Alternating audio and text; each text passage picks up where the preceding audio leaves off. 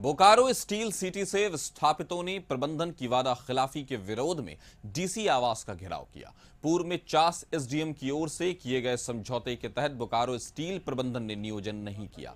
विस्थापित इसी का विरोध कर रहे हैं। विस्थापित महिलाएं और पुरुष डीसी ऑफिस गेट के पास बैठ गए। ये घेराव झारखंड आंदोलनकारी युवा मोर्चा की ओर से किया गया। मोर्चा के केंद्रीय अध्यक्ष ललित नारायण ने बताया कि बोकारो स्टील की ओर से बाउंड्री वॉल किया जा रहा था। तब यह समझौता हुआ था कि विस्थापितों को नियोजन रोजगार दिया जाएगा, लेकिन इतने दिन बीत जाने के बाद भी जब कुछ नहीं हुआ तो आंदोलन के लिए बाध्य होना पड़ा। ये बोकारो के टीसी कैनाल गेट में 25वां दिन आज धरना है और लगातार अभी धरना जारी है। तो इसी क्रम में हम लोगों ने डीसी आवास घेराव का कार्यक्रम रखा। मामला यह है कि जिस जगह हम लोग स्थल पर बैठे हुए हैं वहाँ चारदीवारी निर्माण पूर्व में जब हो रहा था तो एसडीओ के साथ में एक लिखित समझौता हुआ है और उसमें 1030 एकड़ जमीन अनपेमेंट जमीन है, जिसका न मुआवजा मिला है न अधिग्रहण हुआ है। इस खबर पर ज्यादा जानकारी के साथ हमारे सहयोगी संजीव हमारे साथ जुड़ गए हैं। संजीव, पूरा मामला क्या है? विस्थापितों ने डीसी आवास को क्यों घेर रखा है?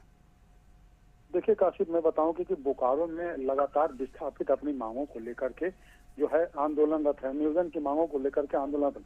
और उसी क्रम में जो है विस्थापित आंदोलनकारी मोर्चा ने कैनाल में जो बाउंड्री वॉल हुआ था, बाउंड्री वॉल का कार्य को रोक के रखा था, लेकिन आश्वासन देने के बाद बाउंड्री वॉल का काम शुरू करा दिया गया। लेकिन विस्थापितों के लिए नियोजन की मांग नहीं, नियोजन नहीं दिया गया। और उसी क्रम में लगातार जो है आंदोलन रहते हुए उन्होंने जो है डीसी आवास में घेराव किया। उनका मांग यह था कि हमें जो बीएसएल के प्रबंधन के द्वारा जो वार्ता हुई है उसको बीएसएल प्रबंधन अभी तक नहीं मान रही है और उसी को लेकर के नियोजन को लेकर के जो है हमें नियोजन दिया जाए, अन्यथा हम लोग यहीं बाध्य होकर के यहाँ धरना बैठे रहेंगे। लेकिन डीसी निकली और उन्होंने उनको आश्वासन दिया कि त्रिपक्षीय वार्ता होगी। जिला प्रशासन, विस्थापित और जिला प्रशासन के द्वारा जो है 11:30 बजे का समय दिया गया है। तीनों की बैठक होगी और बैठक उपरांत जो भी विधि सम्मत कार्रवाई हो सकता है जिला प्रशासन के द्वारा बीएसएल को समझाने का प्रयास किया जाएगा।